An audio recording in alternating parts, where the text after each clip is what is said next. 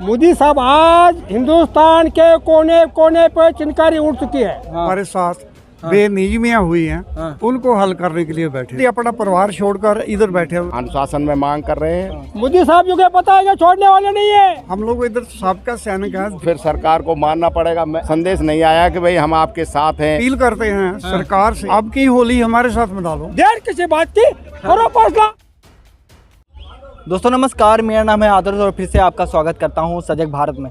अभी हम हैं दिल्ली के जंतर मंतर में और यहाँ पर लगभग 10 दिनों से ज़्यादा हो गए हैं सैनिकों का प्रदर्शन चलते हुए, विरोध चलते हुए। और यह विरोध किसी सरकार के खिलाफ नहीं है, बल्कि अपनी मांग को लेकर है और साथ ही साथ उस भ्रष्टाचार के खिलाफ है जिसके खिलाफ कई सालों से ये लड़ते आए हैं। इन्होंने कई सारे युद्ध लड़े, चाहे 71 का हो, 65 का हो, सब में इन्होंने जीत की। लेकिन जब बात आती है अपने मांग की तो वहाँ पर हर बार इनको निराशा हासिल होती है। सर, मैं आपसे जानूंगा, 10 दिन हो गए कवर करते हुए हम सजग भारत, आज 11वां दिन हो गया, 13वां दिन हो गया आज। अच्छा, मैं आपसे जानूंगा कि कब तक अभी आप लोग चलेंगे, करेंगे प्रोटेस्ट? ये देखो, हम लोग बैठे थे ना जिस दिन, हाँ, इसी उम्मीद को लेकर बैठे थे कि जितना भी हमारे साथ बेनियमियां हुई हैं, उनको हल करने के लिए बैठे थे। वो जब तक हल नहीं होंगी तब तक हम लोग इधर ही डटे हुए हैं। तो इधर ही डटे रहेंगे जब तक वो जितनी भी हमारे साथ बेनियमियां की गई हैं वो हल नहीं होती।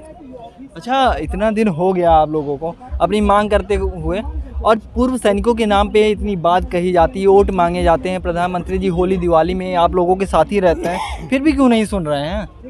होली दिवाली एक अलग चीज़ है, अभी भी तो होली आने वाली है। हम तो अपील करते हैं सरकार से कि अब की होली हमारे साथ मना लो। हमें भी कम से कम सुन लो, हम भी बैठे हुए हैं। आप बॉर्डरों पर जाते हैं, that is very thankful for the PM.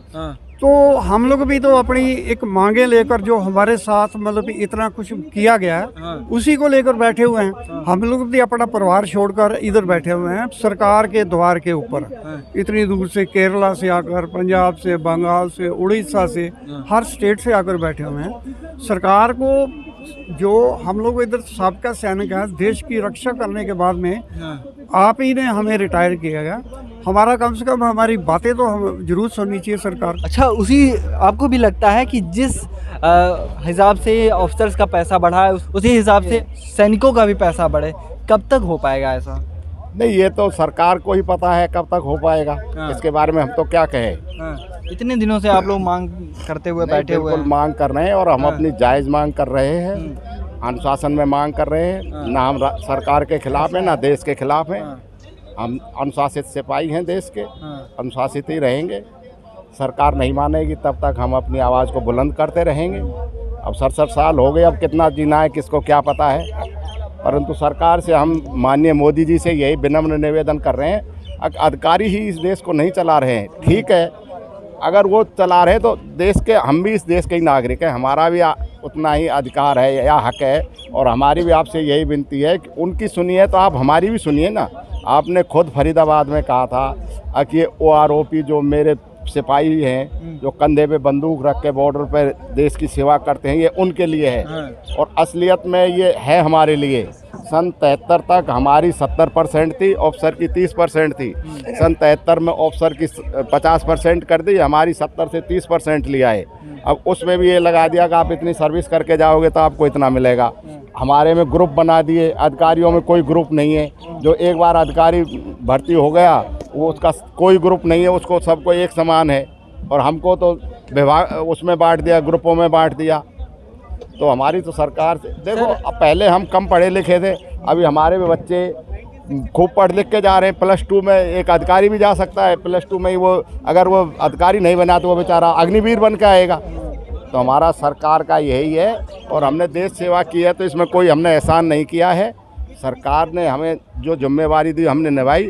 अब हमारी सरकार से यही निवेदन है कि सरकार की भी जिम्मेवारी हमारी बातों को। चाणक्य को बराबर कोट करते रहते हैं वो, कि उन्होंने कहा था जिस देश के सैनिक अगर सड़क पे आ जाएं तो उस राजा को संन्यास दे देना चाहिए, गद्दी छोड़ देनी चाहिए। इसका क्या मतलब है? आप चाहते हैं कि प्रधानमंत्री जी गद्दी छोड़ दें क्या? नहीं, प्रधानमंत्री जी गद्दी छोड़ने के लिए नहीं कह रहे। हम ये कह रहे हैं कि चाणक्य इस देश के बहुत बड़े राजनीतिज्ञ थे। उन्होंने हर चीज़ का, हर पहलू के बारे में अपना विश्लेषण दिया है। उन्होंने सेना के बारे में विश्लेषण दिया था। सेना में रहते हुए हम अपनी तनख्वाह के बारे में कभी भी विचार नहीं कर सकते, ना हमें पता था कि हमारी तनख्वाह कितनी है। अब तो चलो यूट्यूब और वो हो गया, पहले तो 3 महीने में एक क्वार्टरली आती, जब हमें पता चलता था कि हमारी तनख्वाह कितनी है। तो हम कोई वो नहीं कह रहे, चाणक्य ने तो नीति बनाई थी और उन्होंने जो बातें कही हैं वो स्पष्ट कही है।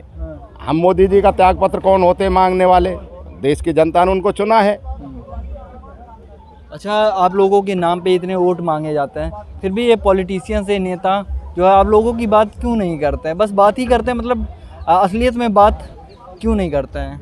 अब असली बात तो यह संख्या बल नहीं है। अगर संख्या बल यहाँ आ जाए तो फिर सरकार को मानना पड़ेगा। हमने बहुत आंदोलन देखे हैं। यहाँ एम्स की नर्सों ने हड़ताल की थी, उस समय खुद स्वास्थ्य मंत्री यहाँ आए थे, 3 दिन में ही उनकी मांग मान ली गई। और अभी पहलवानों का जो केस हुआ था उनमें 3 दिन में अनुराग ठाकुर जी हिमाचल से अपना बीच में दौरा छोड़ के आए, उनको रात को 10 बजे बुला के।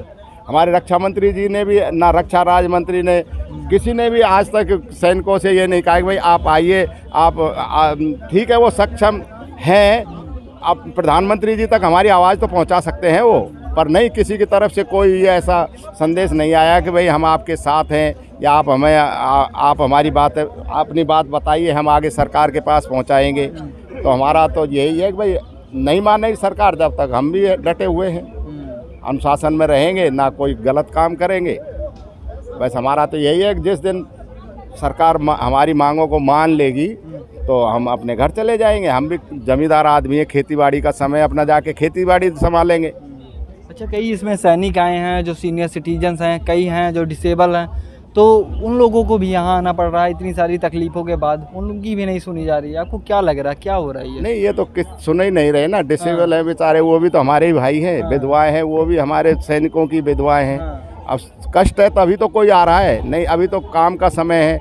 और जमींदार आदमी तो अपनी खेतीबाड़ी में ही ज़्यादा विश्वास करता है और खेतीबाड़ी करता है। तो अब हम इससे ज़्यादा तो सरकार से क्या अनुरोध करें? हम सरकार से अनुरोध ही कर सकते हैं, लड़ नहीं सकते हैं सरकार से। बिल्कुल सर, बिल्कुल। यह देश हमारा है, देश की सरकार हमारी है और आप सैनिक भी हमारे हैं। सर, मैं आपसे जानूंगा, कितने दिन से आप यहाँ आ रहे हैं जंतर मंतर पे? मैं तो मुझे तो 1 महीना पर हो गया। कर वो बात नहीं है। आज हमारे सैनिक भाई जो मोर्चा पर डटे हुए हैं, तो आज श्रीमान मोदी साहब से मैं कहना चाहूँगा, ज़्यादा बात तो नहीं करूँगा मैं, शॉर्ट में बताऊँगा आपको। मोदी साहब, आज हिंदुस्तान के कोने कोने पर चिनकारी उड़ चुकी है, चिनकारी उड़ चुकी है, और आने वाले दिन में इस मैदान में जगह नहीं मिलेगी खड़ा होने के लिए। जगह नहीं मिलेगी खड़ा होने की यहाँ पर, तो मोदी साहब, फिर भी आपको लगता है जगह नहीं मिलेगी और उसके बाद फिर सुन लिया जाएगा? बिल्कुल साहब, जब तक हमारी मांग मंजूर नहीं होगी, ये मोर्चा छोड़ने वाले सब हमारे सिपाही नहीं है, वो सैनिक छोड़ने वाले नहीं है। और मोदी साहब जी को ये पता है, मोदी साहब जी को पता है कि छोड़ने वाले नहीं है, ये लेकर ही उठेंगे। तो देर किसी बात की करो साहब फैसला, देर किसी बात की करो फैसला, देव सैनिक, ताकि दिवाली होली जब पास में आ रही है, अपने अपने पिंड में जाकर होली मना लेंगे। और ये तो ऐसा ना हो कि दिवाली भी यही मनाना पड़ेगी। 65 और 71 के युद्ध भी आपने लड़ा जी साहब, और यहाँ पर आकर अपने हक की लड़ाई लड़नी पड़ रही है। 65 का युद्ध आप देखते हैं, आसमान ये चट्टान हुआ था, चट्टान लाल चट हुआ था साहब। 65 का हमको रोटी भी नहीं मिली खाने के लिए, खड्डे का पानी पिए, खड्डे का देश के लिए, खड्डे का पानी आप ऊपर से पैकेट पड़ा तो खाया, नहीं खाया तो करो बंद, लड़ो सरकार लड़ो। ये देश की व्यवस्था थी 65 में, वो हमने देखा है। और आज हमारे सामने युद्ध के बादल छा रहे हैं 65, 71 के। ये मोर्चा हमने छोड़ना नहीं है, जब तक हमारी मांगे मंजूर नहीं होंगे हमारे, तभी हम छोड़ना उठना, वरना नहीं उठेंगे। ये मोदी साहब को पता भी है, ये उठने वाले बंदे नहीं है, उठने वाले सिपाही नहीं है। दो तो साहब, मोदी साहब देते क्यों, दे दो तो छुट्टी कर दो, ये कहकर जय हिंद। अच्छा, मैं आपसे जानूंगा, आपका क्या उम्र है सर? मेरी 75। आपको पेंशन वगैरह सब मिल रहा है? हाँ, मिल रहा है। अच्छा, बात इक्वल पेंशन की बात करते हैं, 1 रैंक 1 पेंशन की बात करते हैं, कब तक पूरा होगा? अभी तक पूरा क्यों नहीं किया गया? देखो, ऐसा है, जब 1 रैंक 1 पेंशन 1 दिया था तो उसमें कुछ त्रुटियाँ थी।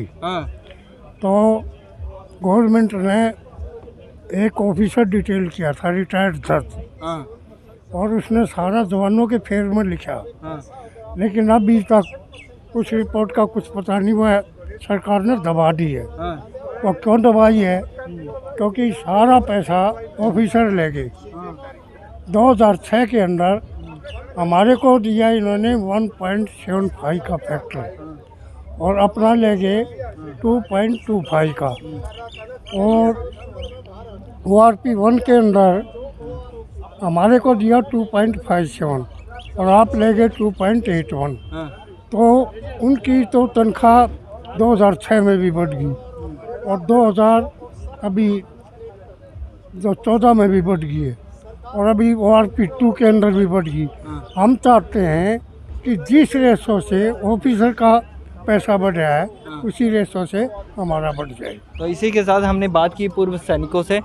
कई इसमें सीनियर सिटीजन्स हैं, कई डिसेबल हैं, दूर दूर से आए हुए हैं भारत के कोने कोने से। इन्होंने अपनी बात कही, अपनी मांग मांगी और शांतिपूर्ण तरीके से इनका धरना लगातार चल रहा है। अब आपकी भी कुछ जिम्मेदारी है कि वीडियो को शेयर करना है, चैनल को सब्सक्राइब करना है, इनकी बातों को सरकार तक पहुंचाना है भाई, क्योंकि इन्होंने अगर हमारे लिए इतना कुछ कुर्बान किया है, अपने परिवार को, अपने जीवन को, कुछ के हाथ कट गए, कुछ के पैर कट गए, और उसके बाद भी इनका अगर ये हाल है तो उसके पीछे हम भी जिम्मेदार हैं, क्योंकि हम इनकी बातों को पहुंचा नहीं रहे हैं। इसलिए इनकी बातों को ज़रूर पहुंचाना है और प्यार से कहना है जय हिंद, जय भारत।